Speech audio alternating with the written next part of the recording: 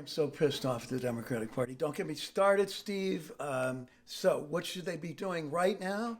They should suspend the campaigns of all the candidates for one day, just one day, and all of them unite and issue a common joint press conference, a statement calling for the removal of Trump, calling on people across the country to rise up and send their senators messages and so forth. And they can do it in the form of a TV ad, a press conference, a rally, a big rally, maybe a series of rallies, whatever. But they need to put campaign on hold for one day instead of seeing all these candidates on TV saying, I had to get back to Iowa because what was going on in Washington wasn't important enough. No, what was going on in Washington is by far the most important thing. The Iowa caucus can wait. I was born in 1951 in Washington, D.C.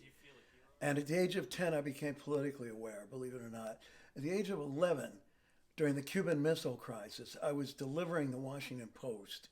And every day there was a fear of all-out nuclear holocaust. And I would come home in the morning, early morning, and say, war for sure. Or maybe there's going to be a headline saying, war for sure. And then I lived through all the assassinations in the 60s. And then I was in Chicago in 68, by the way. And then in 74, Richard Nixon with his impeachment and the outrages of Watergate, which were really outrageous, really, really, and the enemies list and a lot of stuff, and the Vietnam War all going on.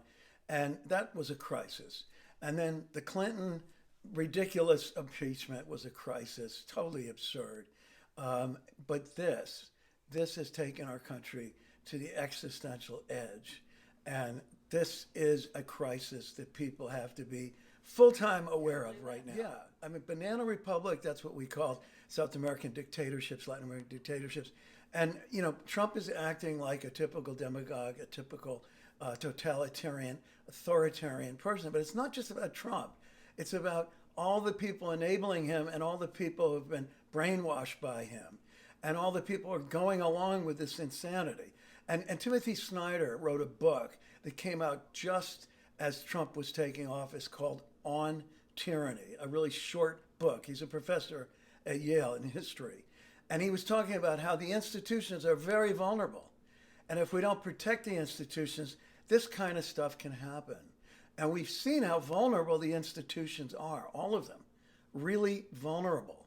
And when Trump and his allies and his acolytes and McConnell and all of that stuff have laid the groundwork for essentially a transfer of power, in wholesale transfer of power from the people, from the majority to a tiny minority that is going to take this country and has taken and will take this country into authoritarian ways that will really upset the fabric for a long time. A long time.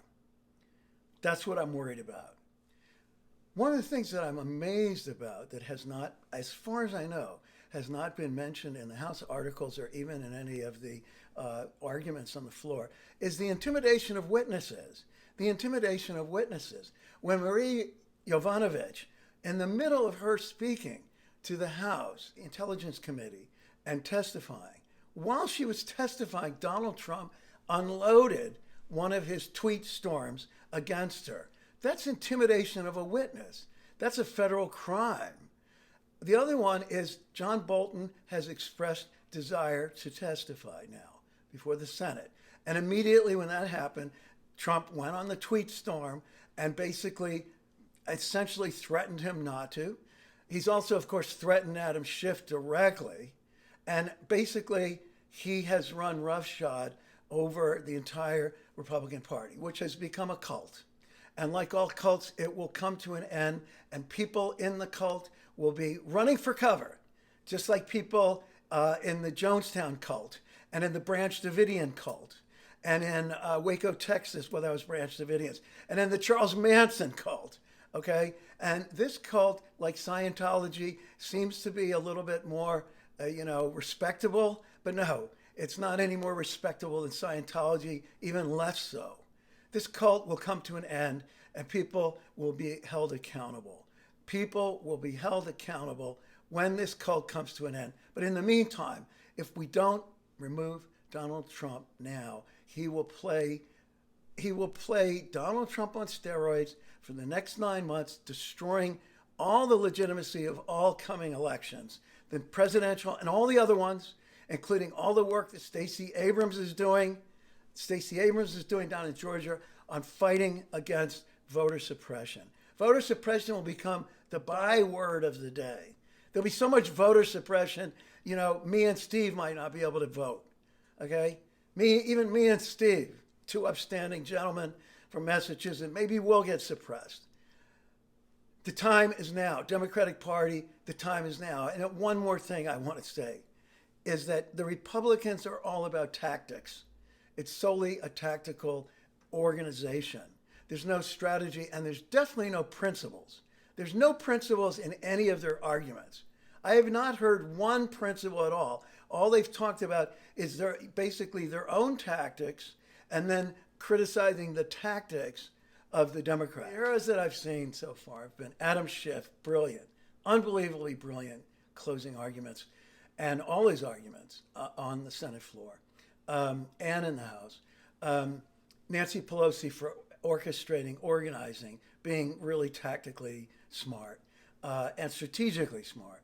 And then the testimony of Maria Yovanovitch, the former ambassador who got slimed out, got gangstered out of Ukraine, and Fiona Hill, the British-born woman working in the State Department, who said that what you're doing, what you guys, you Republicans, are buying into a false narrative, a Russian hoax conspiracy theory that it was Ukraine who did it.